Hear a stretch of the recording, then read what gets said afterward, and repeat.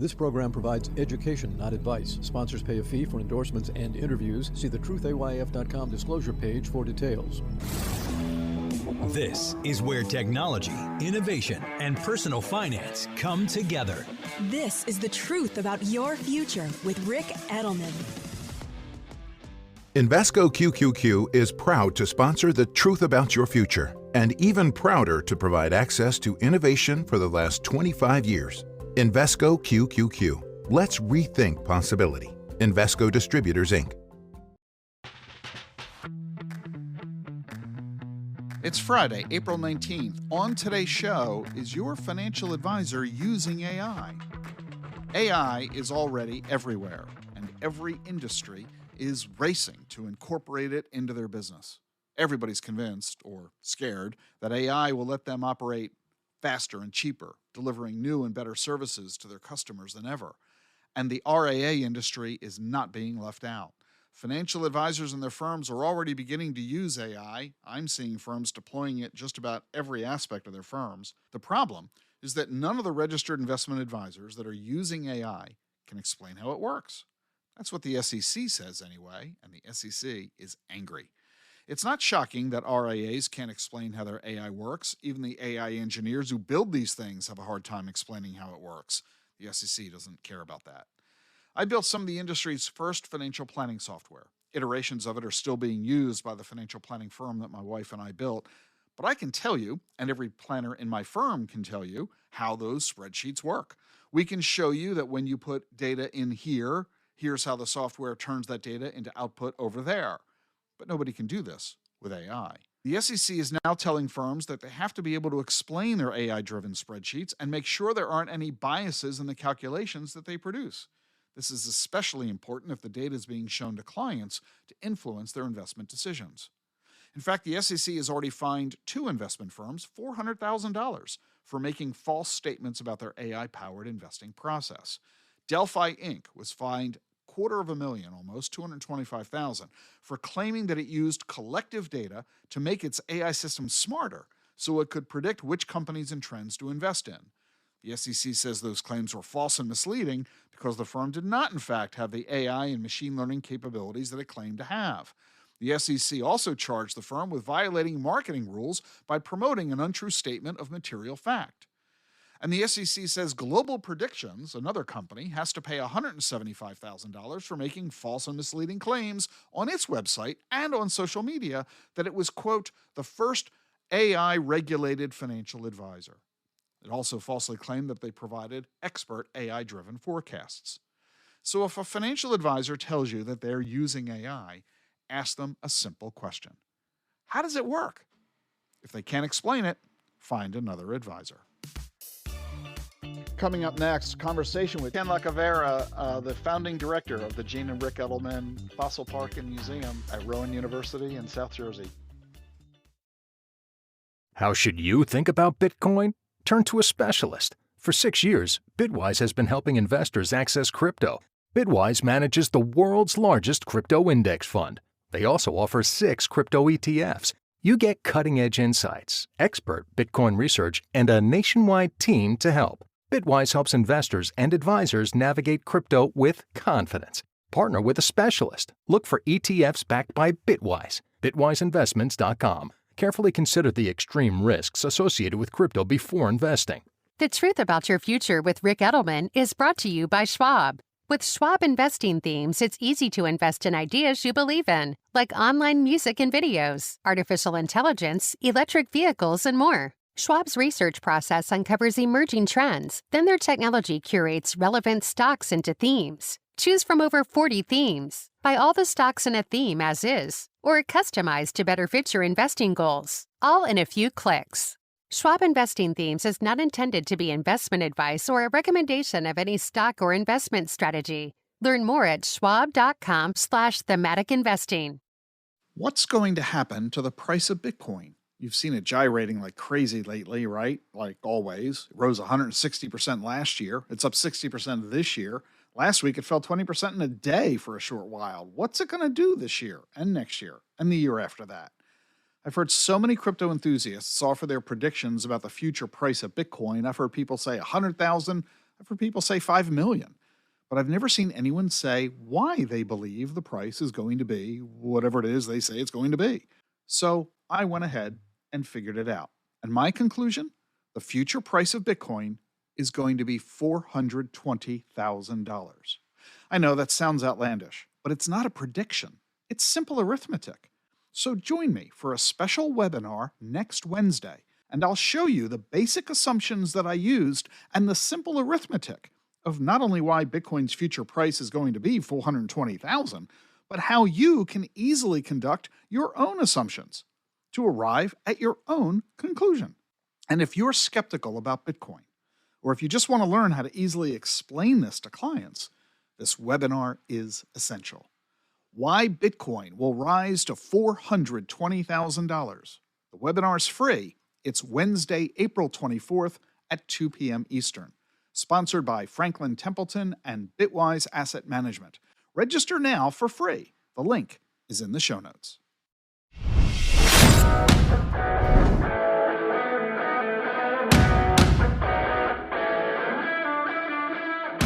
You're listening to The Truth About Your Future. A few weeks here on the show, I told you the latest update about the Gene and Rick Edelman Fossil Park and Museum at Rowan University. That generated an awful lot of questions, comments, a lot of enthusiasm about it because it's such a cool program that is being developed right now. And the link to that show, if you missed it, is in the show notes. But quite frankly, you don't need to go there. And the reason is, I'm doing you one better. There was such a large number of people who wanted to know more. I thought it would be fun to bring onto the program himself, Dr. Ken Lacovara.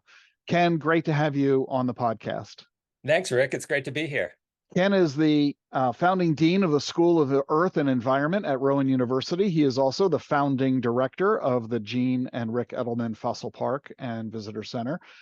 Ken has unearthed some of the largest dinosaurs ever to walk on our planet. In Chile, he discovered Dreadnoughtus, which is 7 times bigger than T-Rex. In China, his team and he discovered an ancient bird. In the Gobi Desert, he was on the team that discovered a dinosaur I can't even pronounce. And in Egypt, he and his team made the first new dinosaur discovery in nearly a century. And his TED Talk was named one of the top TED Talks of the year when that got released. One of the world's most renowned paleontologists, Ken Lacovara. You're hot and heavy in the fossil park now, Ken, and getting this museum finished. It's been a 12-year saga, I think. We've been working on this.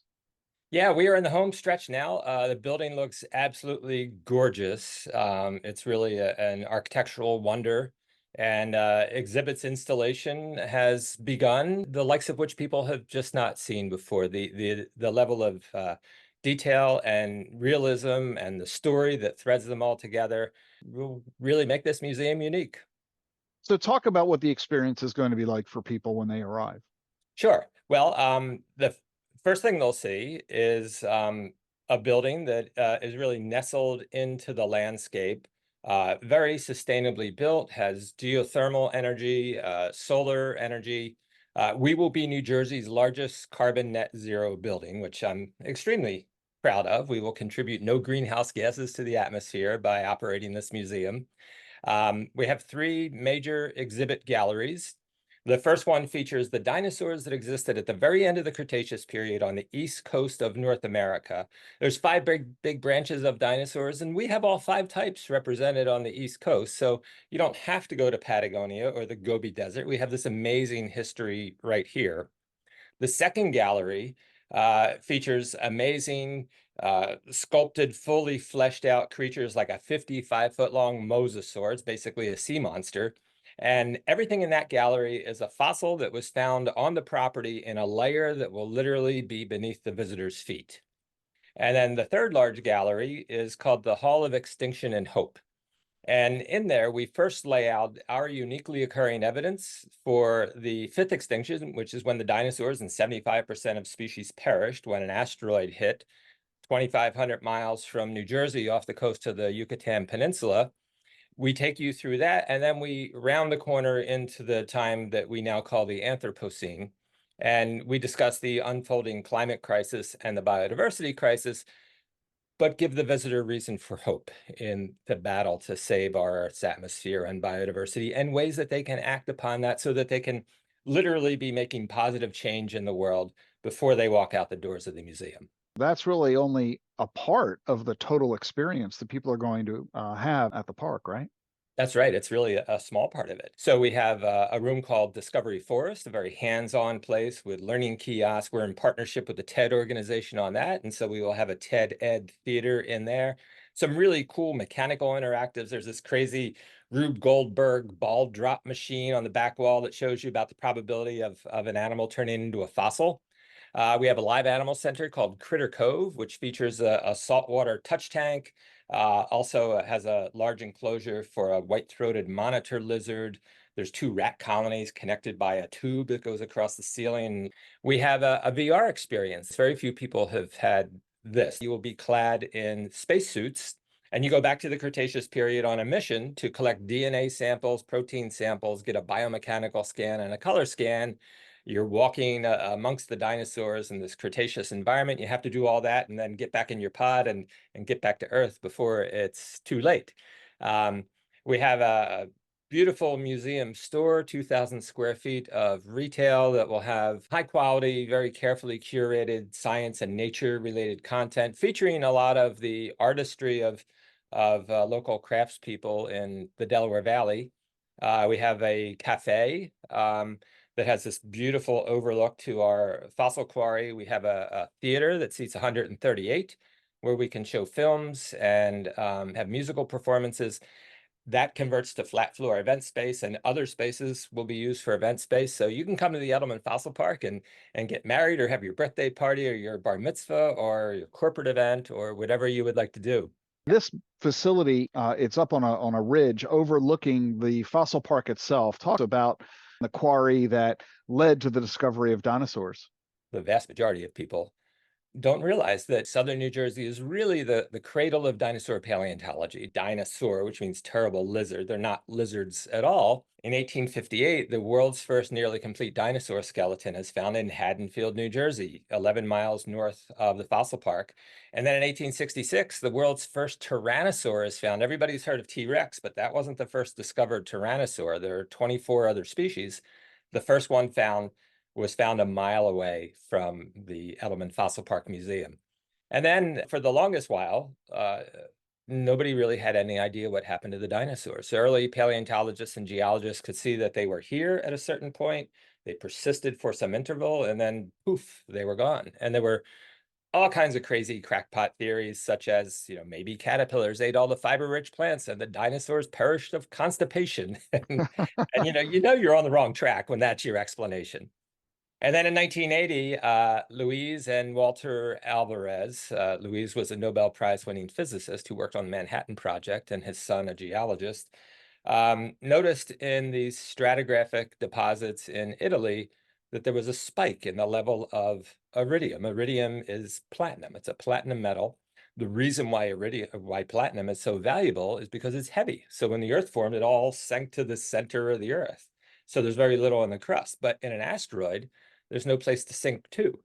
So asteroids have a much higher concentration of iridium than we do on the surface. So they noticed a spike in the level of iridium right at the end of the Cretaceous period, right at the end of the time of the dinosaurs. So they hypothesized that it was an asteroid, or they thought maybe at the time, or a comet impact that wiped out the dinosaurs. And that was in 1980. That started a worldwide search for this deposit. Now, the crater was found in 1991 off the Yucatan Peninsula, but still we didn't have the bodies. We just had a few bones in some scattered places around the world.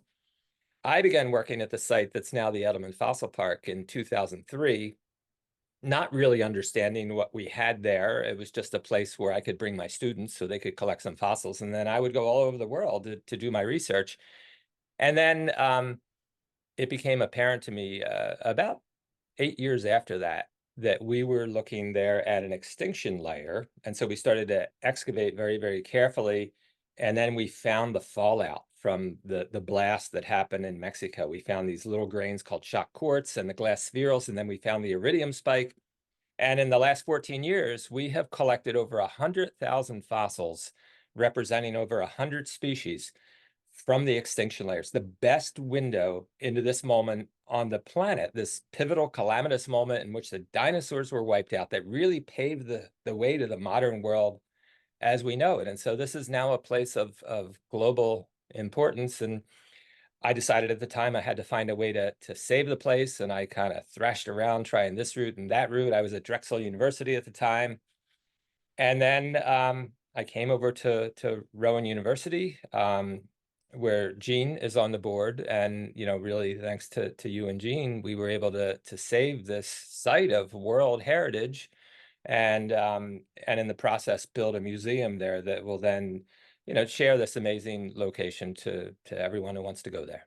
It's such an exciting story and so pivotal in the development of the science of paleontology. Only scientists were able to go into the fossil park, and yet you have millions and millions of fossils there, so many more than you could ever use for scientific research. Wouldn't it be cool to let school children go into the quarry and play in the mud and dig for fossils? And that is ultimately what we're building through the museum and fossil park. Talk about what the experience is going to be like as people go down into the quarry. Yeah, that's really the magic of this place. When you arrive at the site, you'll see this giant 4-acre quarry that goes down 45 feet.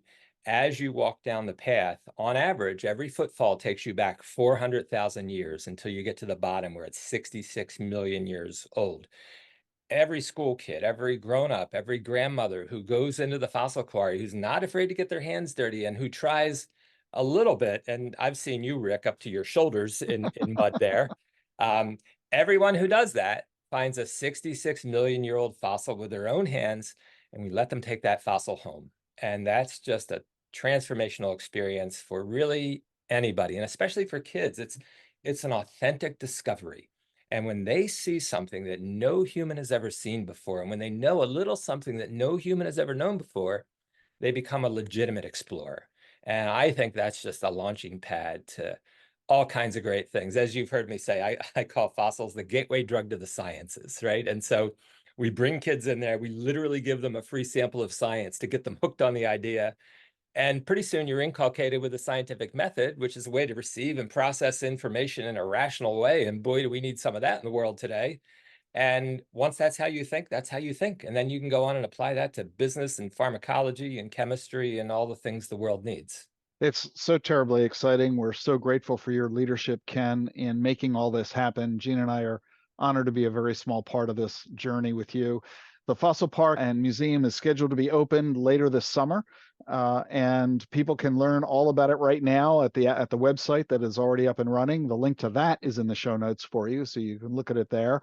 Strongly encourage you to watch Ken's TED Talk. The link to that is in the show notes as well. It's an engrossing presentation that you made, along with your best-selling book. Well, thank you, Rick, and I'm just blessed to be able to do this with you and Gene. I can't imagine better partners in this. I'm so excited for what we together are about to bring to the world. That's Ken Lacovara, the founding director of the Gene and Rick Edelman Fossil Park and Museum at Rowan University in South Jersey. Ken, thanks so much. Always great to be with you, my friend. It's my pleasure. Take care. Support for The Truth About Your Future with Rick Edelman comes from Invesco QQQ. 25 years ago, Invesco QQQ rethought the investing landscape by providing access to the Nasdaq's 100 most innovative companies, all in one ETF. What's ahead for the next 25 years? Could it be flying cars, neural implants, electric planes? Nobody knows for sure. But one thing's for certain. You can gain access to that progress with Invesco QQQ ETF. Let's rethink possibility. There are risks when investing in ETFs, including possible loss of money. ETF risks are similar to those of stocks. Investments in the tech sector are subject to greater risk and more volatility than more diversified investments. The Nasdaq 100 Index comprises the 100 largest non-financial companies on the Nasdaq. You can't invest directly into an index. Before investing, consider the fund's investment objectives, risks, charges, and expenses. Visit Invesco.com for prospectus containing this information. Read it carefully before investing. Invesco Distributors, Inc. On Monday's show, do you have an emotional connection to robots?